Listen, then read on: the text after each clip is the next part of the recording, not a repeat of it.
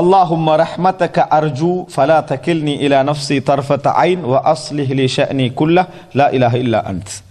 இந்த துஆ நாங்க காலை மாலை துஆல பார்த்தோம். இந்த துஆ காலை மாலை துஆல பார்த்தோம், பலகீனம்னு சொல்லி லைஃபான துஆன்னு சொல்லி பார்த்தோம். ஆனா சில அறிவிப்புகள்ல காலையிலே மாலையிலே சம்பந்தப்படுத்தாம தஅவாத்துல் மக்ரூப், கர்பு அடைந்தவன், மக்ரூப்ன்றது அந்த சோதனைக்கு உட்பட்டவனுடைய துஆ அப்படி என்று சொல்லி என்னது இந்த அறிவிப்பு வருகிறது. அல்லாஹ் வலம் இது அனஸ் ரலியல்லாஹு அன்ஹு அவர்கள் வழியாகவும் அபூ ஹுரைரா ரலியல்லாஹு அன்ஹு அவர்கள் வழியாகவும் தான் இந்த செய்தி வருது. அதனுடைய எல்லா ரூட்டுகளுமே என்னது பலகீனமானவைகள் தான், எல்லா ரூட்டுகளும் பலகீனமானவைகள். சேர்த்து இது ஹசனான தரத்துக்கு வருமா அப்படின்றது அந்த அந்த அளவுக்கு டைம் எனக்கு கிடைக்கல, அதை முழுசாக அதை பார்த்து வர அளவுக்கு. ஆனால் ஷேக் அல்பானி இதை ஹசன் என்று சொல்கிறாரு. இன்னும் என்னது சில அறிஞர்கள் செஞ்சுக்கிறாங்க, இதை ஹசன் என்று சொல்லிக்கிறாங்க.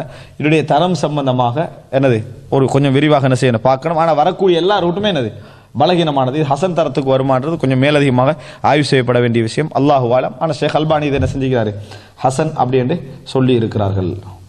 இதுக்கு என்னது நான் முடிவு சொல்லலை அப்படின்னு என்ன செஞ்சுக்கோங்க, நோட் பண்ணிக்கோங்க.